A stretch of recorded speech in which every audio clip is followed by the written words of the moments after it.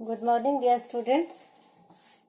आज हमें पढ़ना है, स्टार्ट करेंगे हम जॉन मिल्टन का on his blindness sonnet. Sonnet हमने बता दिया है, हम पढ़ चुके हैं कि sonnet is a poem of 14 lines. Sonnet 14 लाइनों की पोएम को कहते हैं। और फिर हमने पिछले वीडियो में ये भी पढ़ लिया था कि किस प्रकार से ये सोनेट जो है ये पेट्रार्कन सोनेट है। Petrarchan sonnet was originated in Italy, Italy में शुरुआत हुई थी इसकी, और बाद में इंग्लैंड में शेक्सपियरियन सोनेट, स्पेंसरियन सोनेट लिखे गए थे। लेकिन मिल्टन ने इस पेट्रार्कन फॉर्म को फिर से रिवाइव किया, और जब स्टार्टिंग में ये सोनेट लिखा गया था, this sonnet was written in 1655, ठीक है। और in 1652 Milton at the age of 44, ठीक है, एज ऑफ 44 में मिल्टन ने की आईसाइट वॉज लॉस्ट। मिल्टन ने अपनी आंखों की रोशनी खो दी थी 1652 में, और 1655 में ये सोनेट लिखा गया था। स्टार्टिंग में इस सोनेट का टाइटल मिल्टन ने दिया था when I consider how my light is spent. लेकिन 100 years लेटर, 100 वर्षों बाद, बिशप न्यूटन, BISHOP बिशप और NEWT बिशप न्यूटन, इसने इस सोनेट को ये टाइटल दिया था ऑन हिज ब्लाइंडनेस। तो अब हम देखें कि क्योंकि केवल 44 years में ही जिस व्यक्ति ने, जिस कवि ने, और जो इतना लर्नेड है, जिसने ग्रीक लिटरेचर, लैटिन लिटरेचर इतना अच्छे से पढ़ा हुआ था, जिसकी इतनी वास्ट नॉलेज थी, तो उसने अपना आईसाइट खो दी थी। तो उसके अंदर जो जितनी भी एम्बिशन थी, एस्पायरेशंस थी, बहुत ज्यादा वर्क करने की, लिखने की, वो सब एकदम से उसको डिसअपॉइंटेड हो गया, वो डिसअपॉइंटमेंट मिली उसको।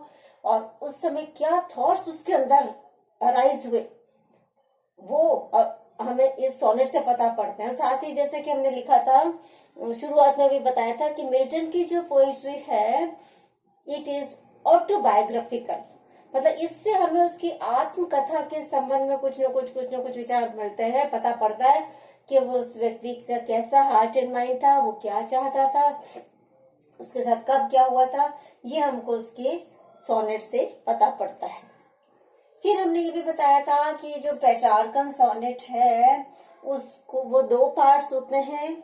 फर्स्ट 8 लाइन्स को ऑक्टेव बोलते हैं, लास्ट 6 लाइन्स सेस्टिव, मतलब Octave is a stanza of 8 lines.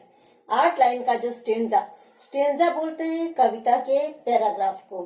Pros का पैराग्राफ होता है उसको पैराग्राफ बोल देते हैं। जो पोयम का पैराग्राफ होता है उसे स्टेंजा बोलते हैं। तो ये जो फर्स्ट पार्ट है ऑक्टेव, ये भी उस 2 स्टेंजा में डिवाइड होता है।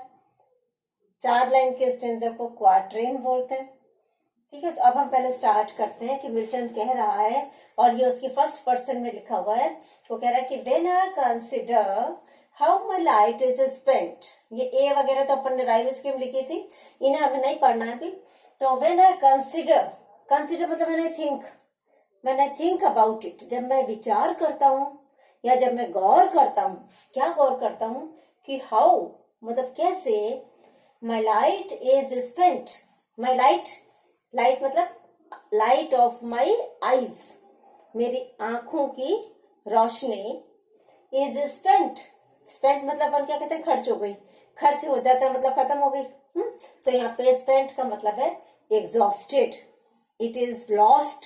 स्पेंट का मतलब लॉस्ट है, एग्जॉस्टेड है, कम टू एन एंड है।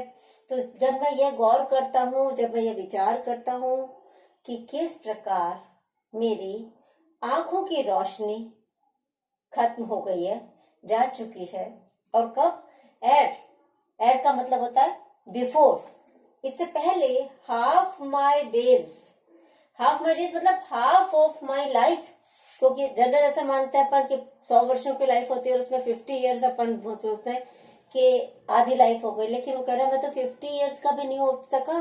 तो बिफोर आई कुड कवर और complete half period of my life, ठीक है, 50 ईयर्स ऑफ माई लाइफ, इससे पहले कि मैं कम से कम मेरी लाइफ की आधी जिंदगी पूरी करता, उससे पहले ही, मतलब बिफोर हाफ माई डेज, मतलब half of my life in this dark world in white. अब उसके बाद क्या हुआ कि इतना सारा वर्ल्ड जो है बड़ा, ये कैसा है, वाइड, वाइड का मतलब सो वास्ट, इतना विशाल, और वर्ल्ड मतलब संसार, डार्क मतलब अंधेरा। जब आंखों की रोशनी कवि की खो गई है तो कवि के लिए सारा संसार अंधेरा वाला हो गया, डार्क वर्ल्ड हो गया। वर्ल्ड इन वाइट एलिटरेशन है, जब एक ही साउंड बार बार लगातार या एक शब्द को छोड़ के कुछ रिपीट होती है साउंड, मतलब डब्लू की, डब्लू डब्लू है ना, तब हम कहते हैं the poet has used alliteration, पुनरावृत्ति एक ही लेटर की। तो कहता है कि इस प्रकार से जब मैं ये गौर करता हूँ कि इससे पहले कि मैं आधे वर्ष मेरी जिंदगी के व्यतीत करता, उससे भी पहले मैंने मेरी आंखों की रोशनी खो दी है, और इस बड़े विशाल और अंधेरे संसार में अब मेरी क्या स्थिति है, उसको सोच करके जब मैं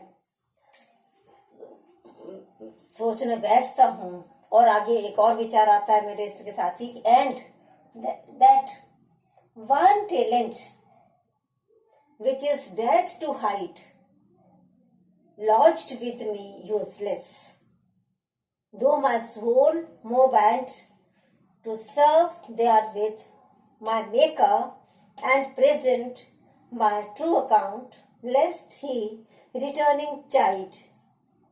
इसमें फुल स्टॉप तो आ ही नहीं रहा है, अपन एक पर इतना ही देखते हैं। तो कह रहे हैं दैट वन टैलेंट, टैलेंट के यहाँ पे अभी हम पहले एक ही जो वर्बल मीनिंग है वही ले रहे हैं, फिर इसका एक मिथोलॉजी बाइबल से लिया हुआ एक रेफरेंस और कई क्रिटिक्स ने पॉइंट आउट किया है, वो भी देखेंगे। पर पहले जो हमारा टैलेंट का मतलब होता है हमारी प्रतिभा। तो कह रहा मेरे पास एक ही तो प्रतिभा थी, दैट वन टैलेंट, एक मेरी प्रतिभा, और वो प्रतिभा मेरे पास क्या है, टैलेंट ऑफ राइटिंग पोइट्री, कविता लिखने की प्रतिभा थी मुझ में। And that one talent which is death to height,